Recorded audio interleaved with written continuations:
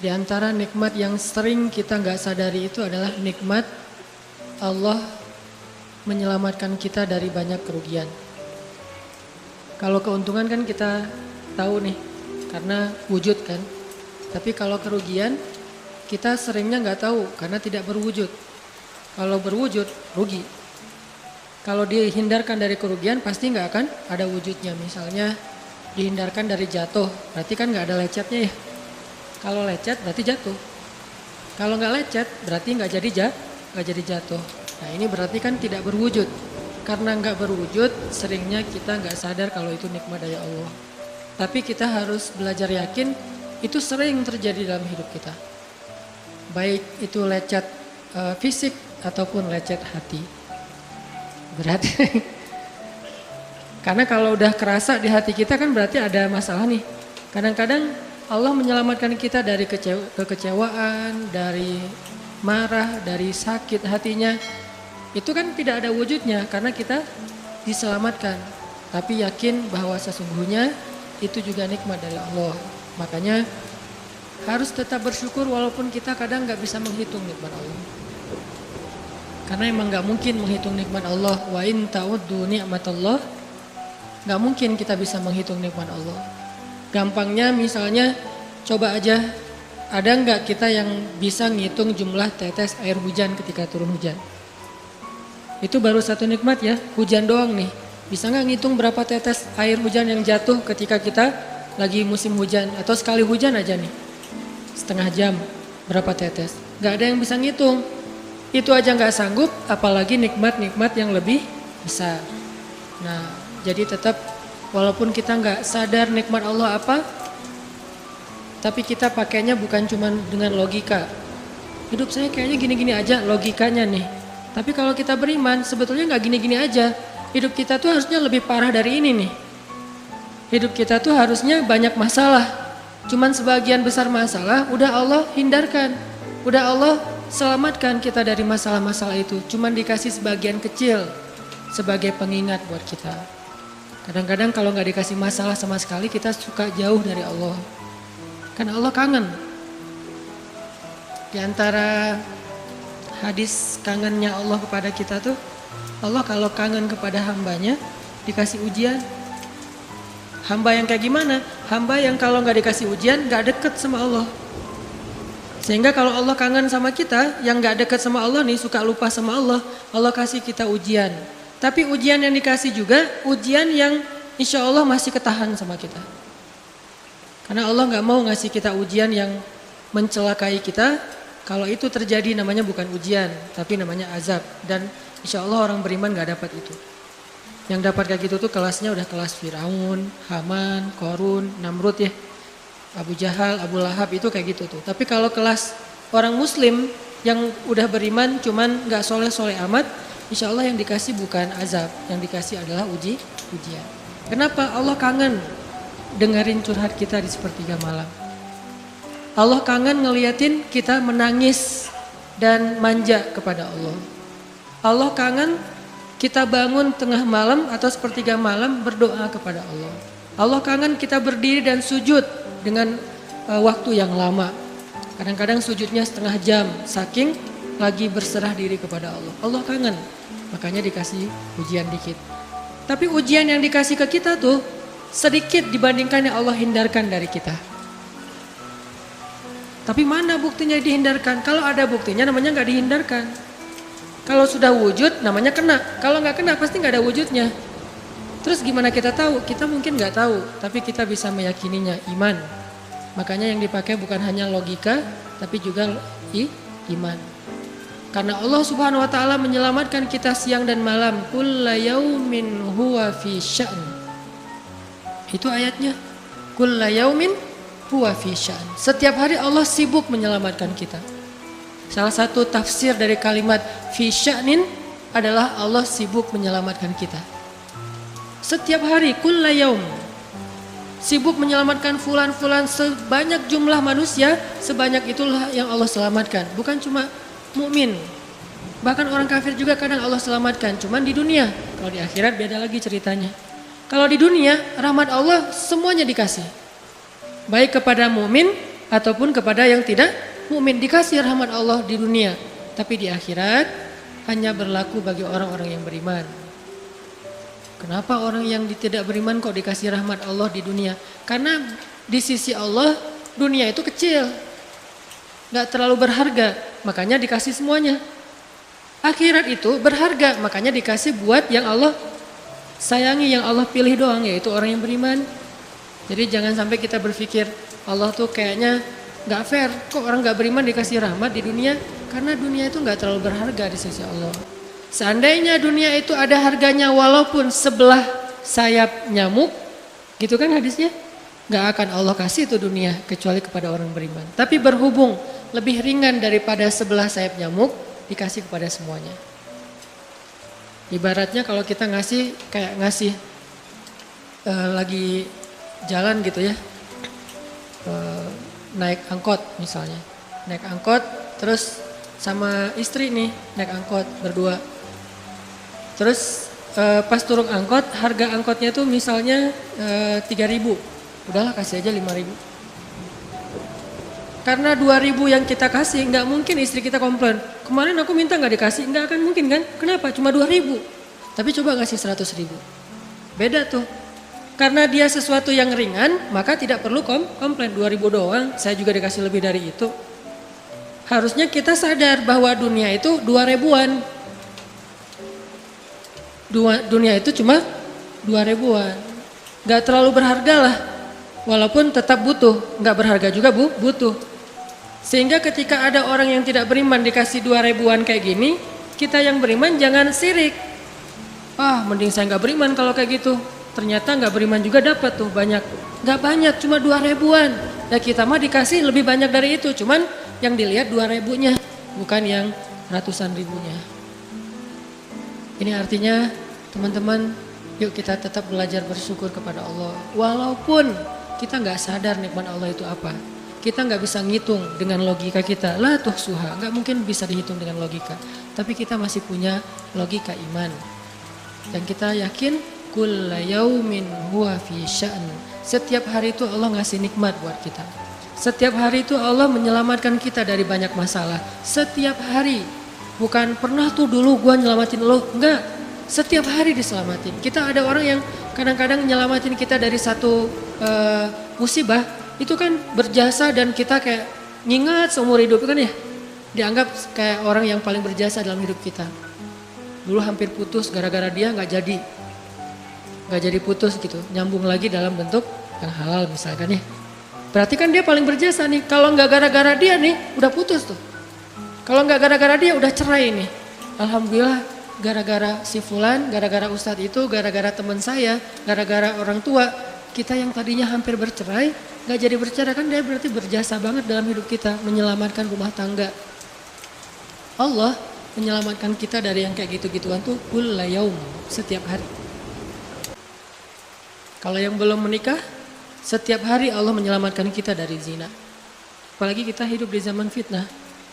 Apalagi kita hidup di kota besar kayak di Bandung. Yang fitnahnya mungkin lebih besar daripada di desa. Dengan mudah kita bisa terjerumus ke dalam dunia-dunia yang kayak gituan. Mudah banget.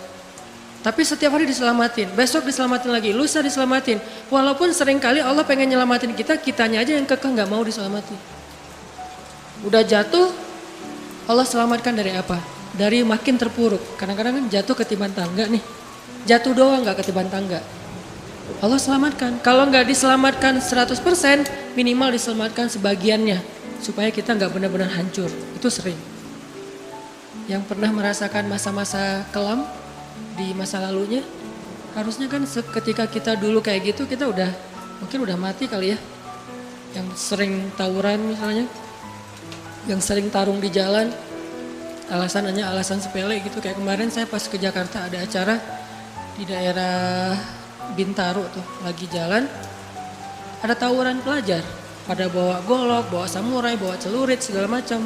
Kita agak-agak kaget karena kita platnya plat D gitu kan. Agak bahaya nih di Jakarta soalnya. Langsung kita gimana nih plat D, masa mau ditutup pakai tangan, gak mungkin kan ya mobil. Akhirnya la haula aja. Coba bayangin, mungkin sebagian kita pernah ngalamin masa kayak gitu dan mungkin lebih parah. Yang kayak gitu-gitu mah udah jadi kayak sarapan lah. Kalau nggak makan siang. Kayak gitu-gitu udah sering. Kenapa masih bisa selamat dan sekarang bisa duduk di masjid? Kalau bukan karena Allah menyelamatkan kita. Jadi kalau ada yang cerita ke saya tuh tentang pengalaman masa lalunya yang luar biasa kelam, saya tuh selalu bukan takjub ke dianya, takjub ke Allahnya. Bukan takjub karena dia bisa berhijrah, takjub karena Allah masih menyelamatkan dia dan menghijrahkan dia. Sehingga ketika dengar cerita kayak gitu, yang kita ucapkan adalah Masya Allah, Alhamdulillah. Bukan, wah hebat lo ya, dulu pernah bunuh orang, pernah ini, pernah, semua dosa pernah gue lakuin dah. Itu gak perlu bangga, karena kalau dia gak diselamatin Allah, dulu udah celaka dengan dosa-dosa itu. Tapi karena Allah selamatkan, akhirnya dia diberi kesempatan. Bikin dosa dibiarin sama Allah.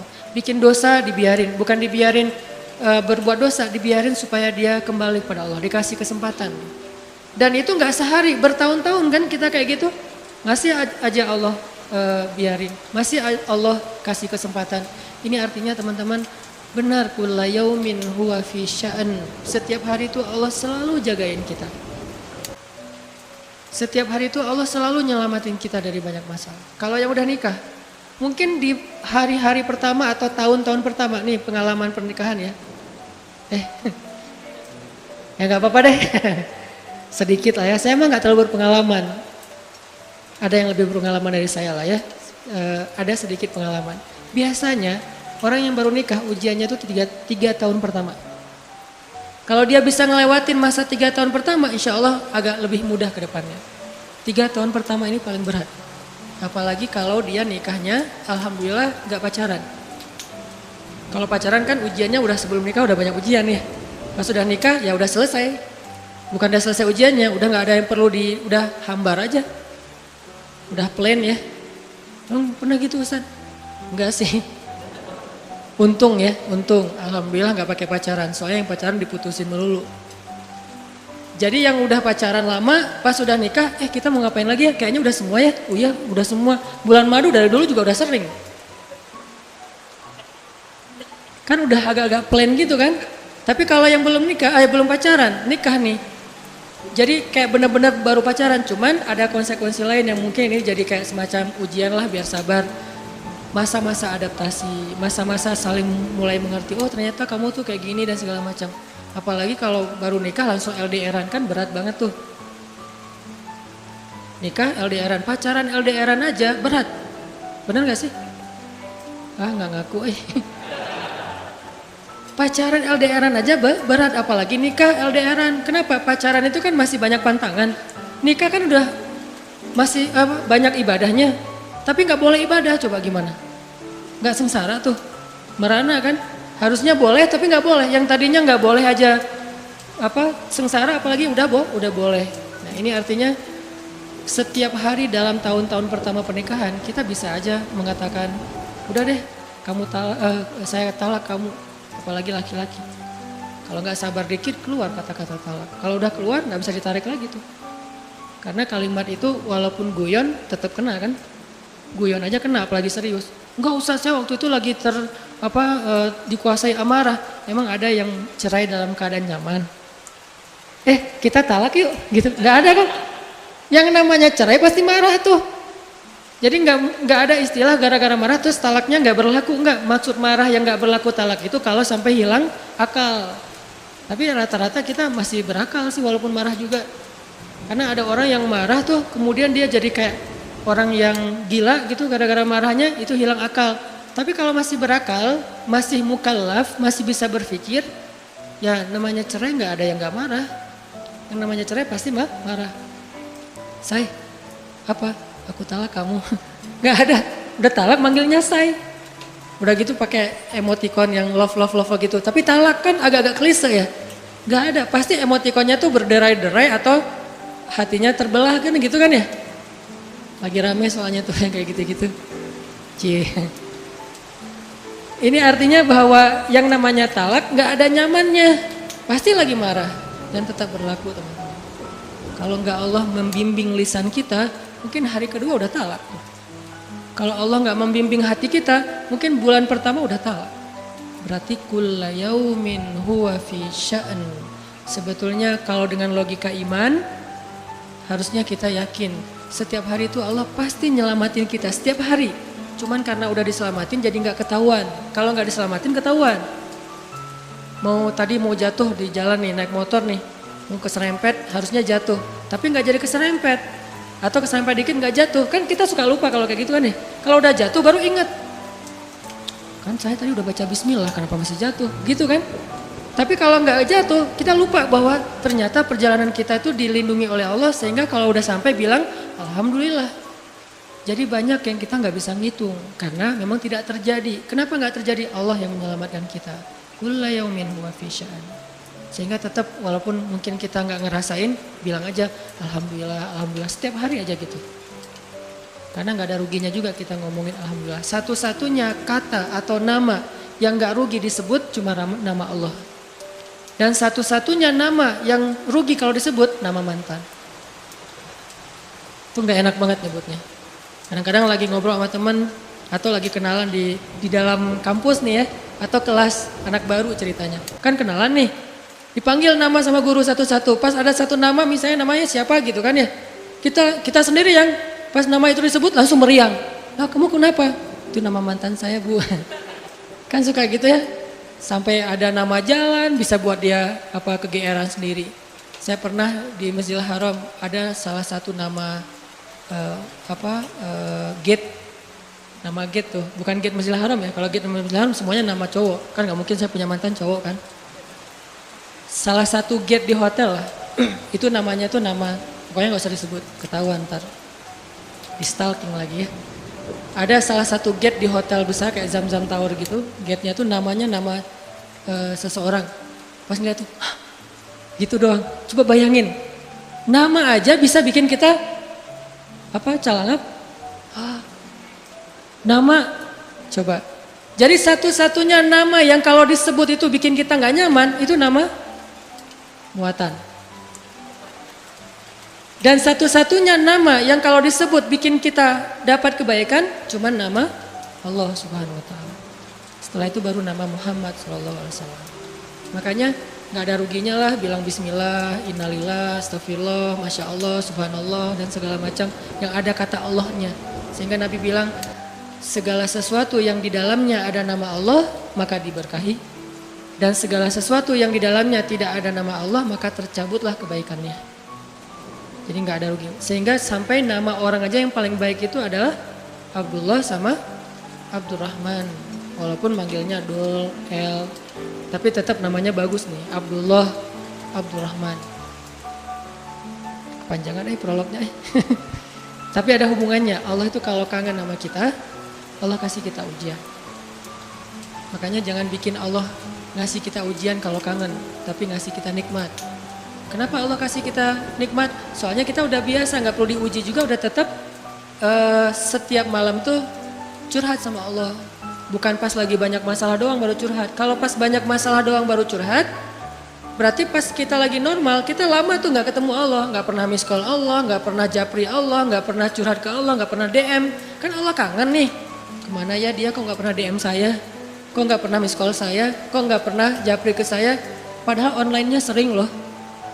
Tapi kok gak pernah ke saya, nih online-nya masih apa nih? Kan Allah suka gitu sama hambanya, walaupun dengan analogi sosmed ya. Tapi Allah tuh perhatian banget sama kita. Allah nungguin kita datang. Setelah sekian lama kita cuek sama Allah, tiba-tiba kita baru niat mau datang. Duh, udah lama juga ya saya belum japri ke Allah. Baru gitu doang, belum diketik nih, belum typing. Baru niat doang nih, Allah udah bahagia coba. Allah kok baik banget nih sama kita ya. Seolah-olah Allah butuh kita, padahal gak sama sekali loh. Ghaniyun anil alamin. Allah tuh gak butuh kepada siapapun di antara hambanya. Gak butuh sama sekali. Tapi kayak seolah-olah Allah tuh yang butuh banget sama kita. Saking baiknya Allah. Allah itu raufun, rahimun, karimun, jawadun. Apalagi latifun. Nah latifun Allah tuh. Sangat pengen dekat sama hambanya. Itu Allah. Udah lama pergi nih. Sibuk dengan semua orang dijapri, semua orang dia chat. Sampai tengah malam chat sama orang lain. Tapi Allah gak pernah dijapri. Allah tungguin. Kalau manusia mungkin kita bisa nyebutnya kayak kesepian gitu. Tapi Allah kan gak mungkin kesepian. Tetap aja Allah nungguin seperti orang yang kesepian. Saking kangennya sama kita coba. Begitu kita ada masalah datang ke Allah. Allah gak bilang giliran sekarang aja lo datang. Enggak kayak gitu Allah. Langsung Allah dekap, langsung Allah, ada apa hambaku? Hal min dihaja, apakah kamu butuh sesuatu? Hal min taib, apakah kamu mau diterima taubatnya? Hal min mustaghfir, apakah kamu mohon minta ampun? Allah tanya kepada kita setiap malam, dicuekin lagi, dicuekin lagi. Datang Allah ke langit dunia. Harusnya kan Allah suruh aja malaikat ya, malaikat kasih tahu ke dia supaya berdoa. Enggak, Allah yang langsung turun. Ibaratnya Allah yang ngejapri kita, enggak dirit juga. Setiap malam japri, setiap malam enggak dirit. Padahal online-nya, lasinnya tuh per setiap jam bahkan setiap menit dia online terus. Tapi yang Allahnya enggak dirit, ketimpa lagi tuh. Marahkah Allah? Enggak. Kalau Allah marah, pasti kita udah celaka dari dulu juga. Karena kalau Allah udah marah, maka perhatikanlah kaum-kaum sebelum kalian, kata Allah. Perhatikanlah kaum-kaum sebelum kalian, Ad, Samud, atau tokoh-tokoh sebelum kalian, Firaun, Haman, Namrud, dan seterusnya. Perhatikan kalau Allah udah marah nih. Berarti Allah belum marah sama kita. Tapi jangan sampai batasan waktu yang Allah buat itu kita lewatin, itu bahaya.